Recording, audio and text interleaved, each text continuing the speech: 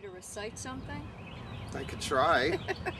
This is from George. What is the witch's reed I keep hearing about? Oh, what is this witch's reed I keep hearing about? Well, there is one standard version that I think most witches will acknowledge, and that's "and ye harm none, do what you will." That's the shortened version. The version I tend to work with people when they ask me, I say 8 words the witch's reed fulfill, and ye harm none, do what ye will. I love the rhyming couplet. That's still the shortened It's version. still, yeah. Then there is the poetic version of the witch's reed that is quite long. It is in rhyming couplet. It starts, "Bide the witch's law ye must, in perfect love and perfect trust. Live ye must and let to live, fairly take and fairly give. Cast the circle thrice about to keep unwanted spirits out. To bind the spell well every time, let the spell be spake in rhyme. Soft of eye and light of touch, speak ye little, listen much," and on and on and on and on. But it does end 8 words, the witch's reed fulfill, and ye harm none, do what you will.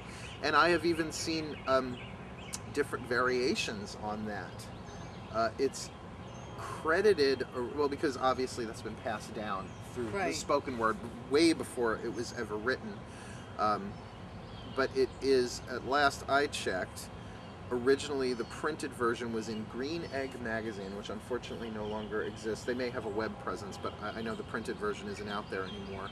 And Adriana Porter, not Potter, like Harry Potter, Adriana Porter, I think it was back in 1973 or 74, it was published in Green Egg magazine, but even she said it was given to her by her grandmother.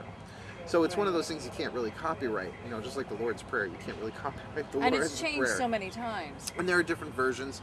I mean, there's one line in there about werewolves I've read once. Well, I don't teach my students about werewolves necessarily, so we picked that one out. But there's, I think, a really important part of the witch's reed that people miss.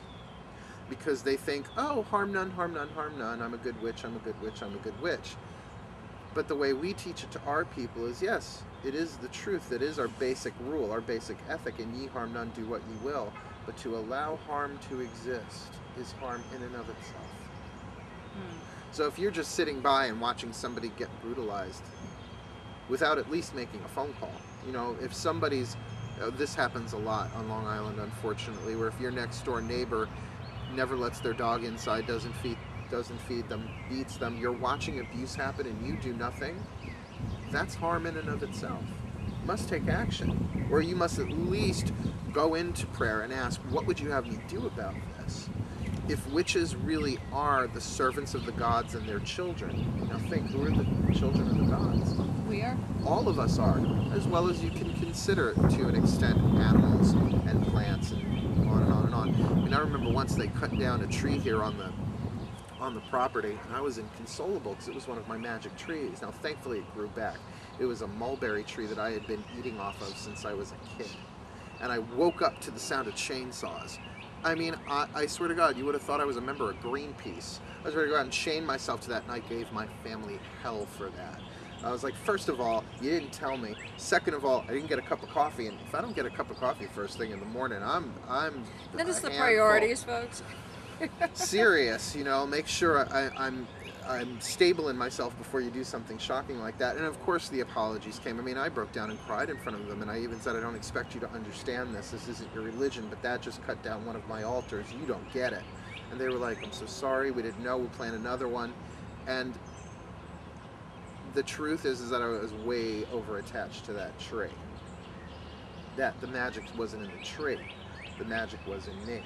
But in my perception, harm had been done, and they cut it down because it was messy.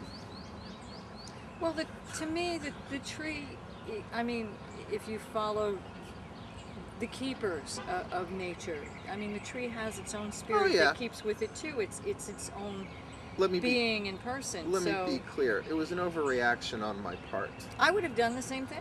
And my mother got a Jaguar out of the deal.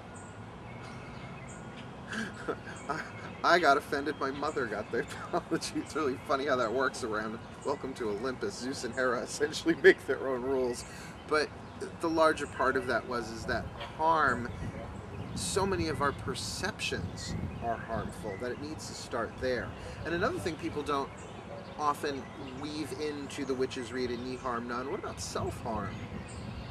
What about conscious decisions that harm yourself, disempowering decisions that maybe a million little paper cuts before you ever feel the wound.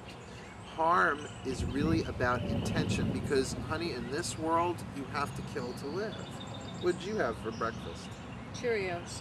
You killed some wheat, or someone killed some wheat in order for you to live. Every time you breathe in, microbes are getting caught in your mucous membranes, and you're killing them.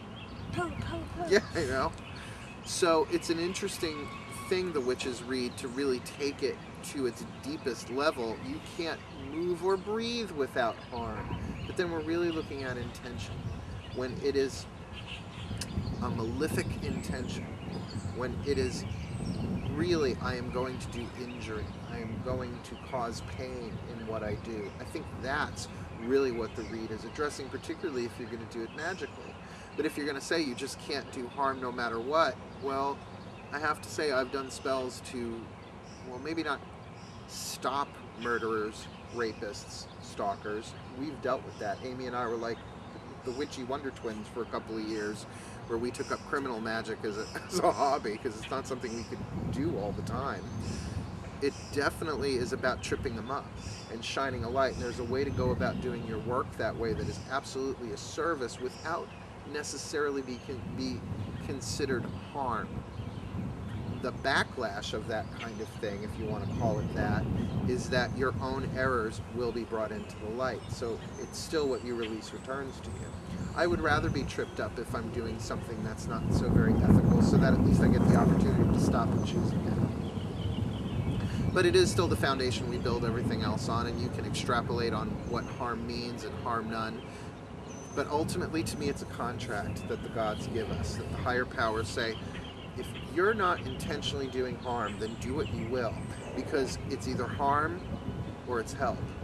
It's either woe or it's weal. It's either woe or wisdom. So if you're not coming from harm, whatever you're doing will bring you wisdom. And again, intent is everything. Thanks, George. Thank you, George.